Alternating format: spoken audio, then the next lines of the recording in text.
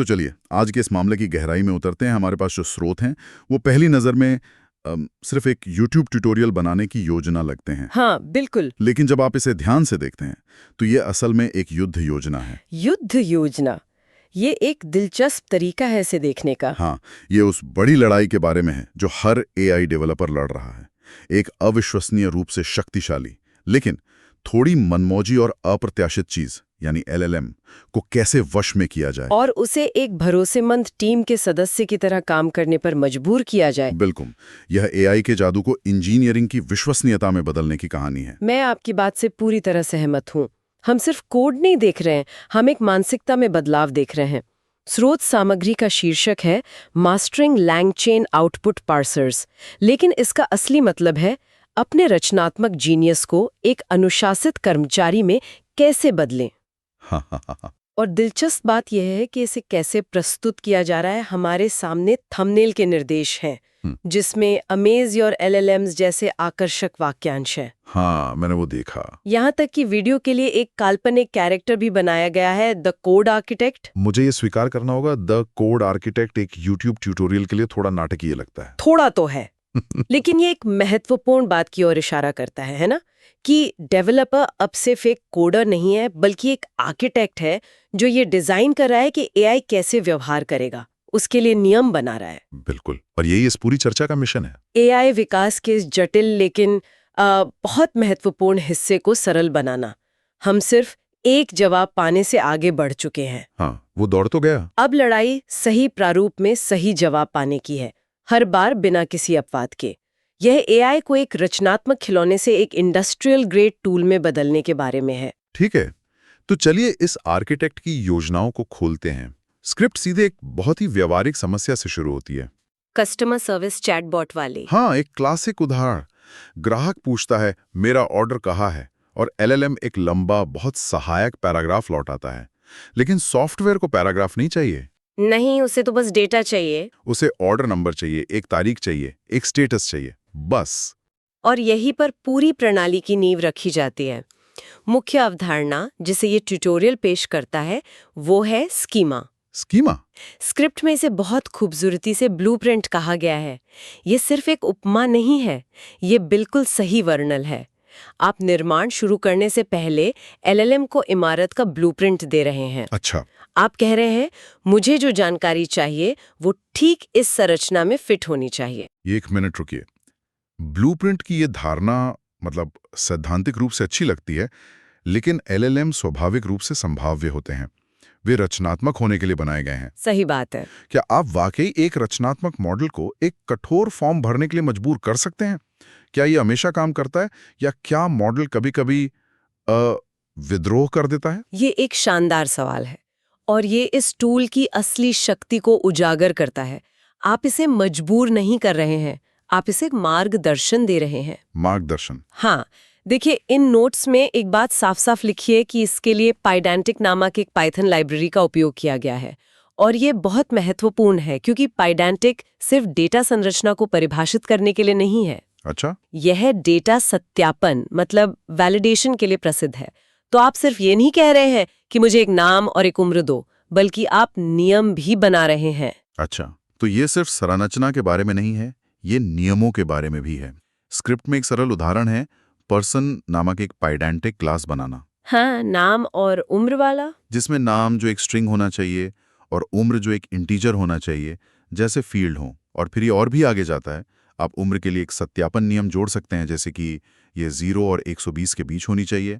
ये तो एक अलग ही स्तर का नियंत्रण है। ठीक यही। अब ये सिर्फ एक अनुरोध नहीं है, ये एक अनुबंध है। LLM को अब पता है कि एक सफल प्रतिक्रिया कैसी दिखती है। ये उसे एक स्पष्ट लक्ष्य देता है, अनुमान लगाने की प्रक्रिया खत्म हो जाती है।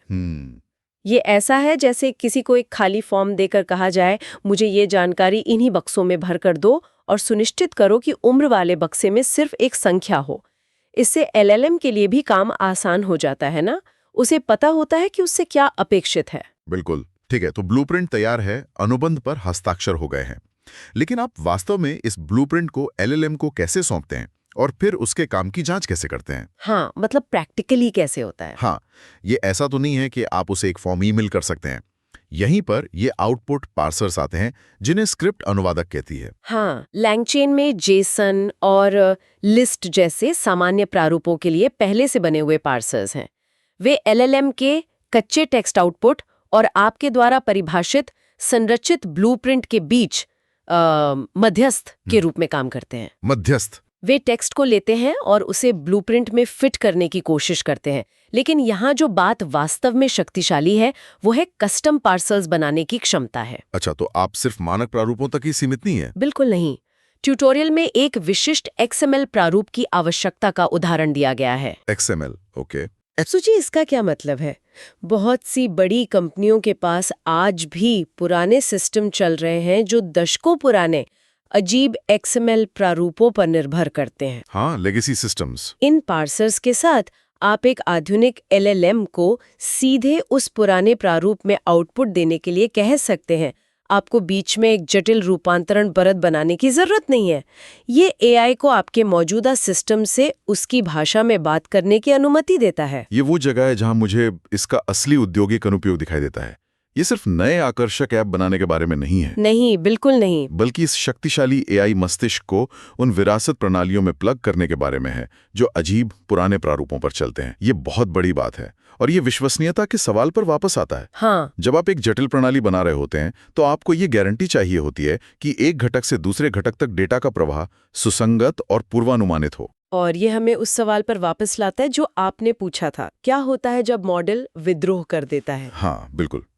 ये सब तब तक बहुत अच्छा लगता है जब तक ये काम करता है, लेकिन हम सब जानते हैं कि कोड और विशेष रूप से AI टूट जाता है। क्या होता है जब LLM बस विद्रोह करने का फैसला करता है और आपको एक जेसन के बजाय एक कविता भेजता है?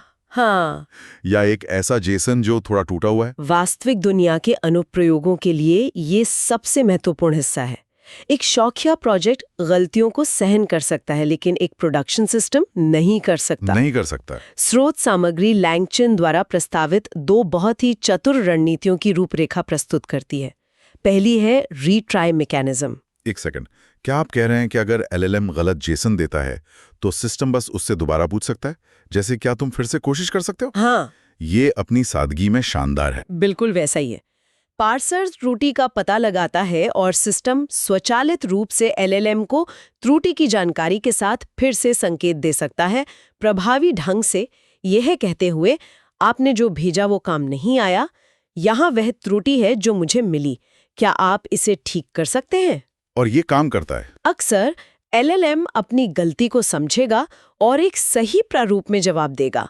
ये एक साधारण लेकिन आश्चर्यजनक रूप से प्रभावी विचार है। ओके, लेकिन क्या होगा अगर ये बार बार विफल हो? आप हमेशा के लिए तो नहीं पूछते रह सकते। सही बात है, और यहीं पर दूसरी रणनीति काम आती है, डिफ़ॉल्ट प्रतिक्रिया।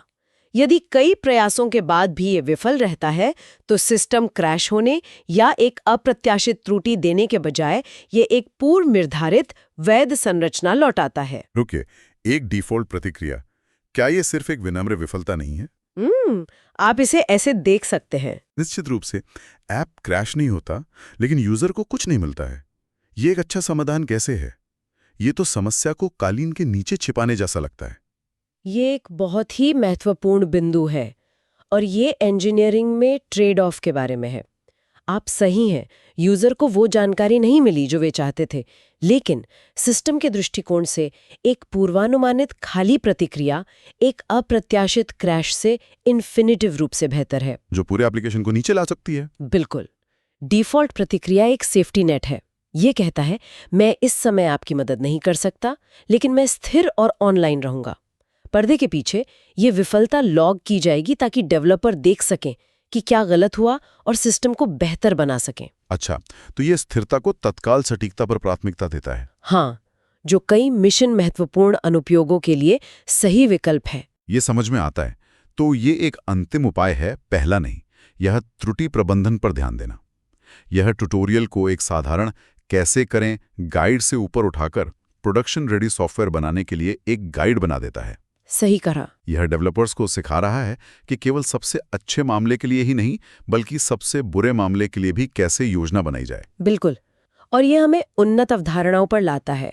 ट्यूटोरियल जटिल नेस्टेड डेटा के लिए कस्टम लॉजिक को भी कवर करता है, जैसे किसी ई-कॉमर्स API से उत्पाद विवरण निकालना। हाँ, जहाँ कुछ फील्ड वैकल्पिक हो सकते हैं या गायब हो सकते हैं।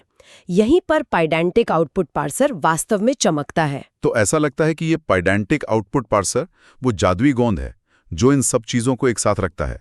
ब्लूप्रिंट, सत्यापन, त्रुटि से निपटना। हाँ, ये सब कुछ एक साथ लाता है। ये पाइडेंटिक मॉडल का लाभ न केवल संरचना के लिए उठाता है, बल्कि मजबूत सत्यापन, टाइप कोएरोशन और डिफॉल्ट मान सेट करने के लिए भी करता है। टाइप कोएरोशन। टाइप कोएरोशन का उदाहरण बहुत महत्वपूर्ण है। अक्सर LLM सब कुछ टेक्स्ट के रूप में लौटाते हैं। वे 5 लौटा सकते हैं, न कि संख्या 5। हाँ, ये बहुत होता है। एक एप्लीकेशन को संख्याओं के साथ गणना करने या तारीखों की तुलना करने की आवश्यकता हो सकती है। पाइडेंटिक आउटपुट पार्सर स्वचालित रूप से इस रूपांतरण का ध्यान रखता है। तो ये सिर्फ जानवर को वश में करने के बारे में नहीं है, ये उसे घर में रहने के लायक बनाने के बारे में भी है। हाँ, अच्छी उपमा है। ये सुनिश्चित करना कि वो अपने बात सफाई करे, प्रकारों को परिवर्तित करके और खाली जगहों को भर के, ये डेवलपर के सिर से एक बहुत बड़ा बोझ हटा देता है। ठीक यही। ये बग्स की एक पूरी श्रेणी को समाप्त कर देता है और डेवलपर के लिए बहुत सारा उबाऊ काम बचाता है। और ये हमें वापस उस विचार पर लाता है कि ये सिर्फ जानकारी देने के बारे में नहीं है, बल्कि इसे कैसे प्रस्तुत किया जाता है, इसके बारे में है। हाँ। मेटाडेटा फाइल में एडवांस्ड पासिंग टेक्निक्स और बेस्ट प्रैक्टिसेस एंड टिप्स के लिए टाइम स्टैम्प्स हैं। ये एक संरचित पाठ्यक्रम है जो मूल बातों से शुरू होकर उन्नत विषयों तक जाता है, जो दर्शक के लिए एक स्पष्ट सीखने की प्रगति को दर्शाता है। यह एक संदर्भ उपकरण बन जाता है। बिल्कुल। तो जब हम इस पूरी योजना को देखते हैं तो ये एक ट्यूटोरियल से कहीं ज्यादा है। यह एक अविश्वसनीय तकनीक के साथ विश्वास बनाने में एक मास्टर क्लास है। हाँ, विश्वास, ये सही शब्द है। यह एक डेवलपर को एक बुनियादी समस्या से लेकर जटिल त्रुटियों से निपटने तक ले जाता है, और ये सब 10 मिनट के वीडियो के भीतर होता है। ये सिर्फ कोड सिखाने के बारे में नहीं है, ये आत्मविश्वास बनाने के बारे में है। और अगर हम इसे बड़ी तस्वीर से जोड़ें तो ये सिर्फ लैंगचेन के बारे में नहीं है। ये इस बात में एक मौलिक बदलाव को दर्शाता है कि हम AI के साथ कैसे इंटरैक्ट करते हैं। हम सिर्फ एक उत्तर पाने से आगे बढ़कर सही प्रारूप में सही उत्तर पाने की ओर बढ़ रहे हैं। ये AI को एक बड़े सिस्टम में एक विश्वसनीय घटक बनाने के बारे में है, न कि केवल एक रचनात्मक लेकिन अप्रत्याशित ब्लैक बॉक्स। मैं ब्लैक बॉक्स की धारणा के बारे में सोच रहा था। यह हमेशा AI से जुड़ा रहा है, लेकिन ये उपकरण उस बॉक्स में एक खिड़की बनाने की कोशिश नहीं कर रहे हैं। नहीं, वे कह रहे हैं ब्लैक बॉक्स जो चाहे कर सकता है, हमें परवाह नहीं है, जब तक कि उस बॉक्स से जो कुछ भी बाहर आता है वो एक बहुत ही विशिष्ट और प्रयोग करने योग्य आकार का हो। ये एक अलग दृष्टिकोण है। ये AI को पालतू बनाने जैसा है, एक जंगली अप्रत्याशित शक्ति को लेना और उसे एक विशिष्ट कार्य करने के लिए प्रशिक्षित करना, और ये सुनिश्चित करना कि वो उस कार्य को हर बार मजबूती से करे। हाँ, सॉफ्टवेयर इंजीनियरिंग में हम अप्रत्याशितता को पसंद नहीं करते हैं, हम स्थिरता और विश्वसनीयता चाहते हैं। ये उपकरण AI को उस दुनिया में लाने में मदद करते हैं। तो हम विश्वसनीयता के लिए उस जादू का व्यापार कर रहे हैं जो इन मॉडलों को इतना खास बनाता है। क्या हम यहाँ कुछ खो रहे हैं? यह एक गहरा सवाल है। शायद एक संरचित आउटपुट की मांग करके आप अप्रत्याशित रचनात्मकता की संभावना को कम कर सकते हैं।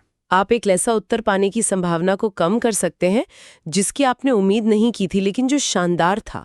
सही बात है, लेकिन अधिकांश व्यावसायिक अनुप्रयोगों के लिए यह एक ऐसा ट्रेड ऑफ है जिसे वे हर दिन करने को तैयार हैं। उन्हें एक ऐसा AI चाहिए जो इनवॉइस को सही ढंग से प्रोसेस करे, न कि एक ऐसा AI जो इनवॉइस के बारे में एक सुंदर कविता लिखे। बिल्कुल। और इससे एक महत्वपूर्ण सवाल उठता है, जैसे जैसे AI आउटपुट को संरचित करने के लिए ये उपकरण अधिक शक्तिशाली और उपयोग में आसान होते जाते हैं, AI अनुप्रयोगों से हमारी अपेक्षाएं कैसे बदलती हैं? या एक इनवॉइस को प्रोसेस कर सकता है, तो क्या ये AI जैसा महसूस होना बंद हो जाता है और सिर्फ एक और भरोसेमंद सॉफ्टवेयर का टुकड़ा बन जाता है? अच्छा सवाल है। AI के प्रति हमारी धारणा का क्या होता है जब विश्वसनीयता के लिए उसके अप्रत्याशित जादू को जानबूझकर दूर कर दिया जाता है? क्या ये सिर्फ प्लम्बिंग बन जाता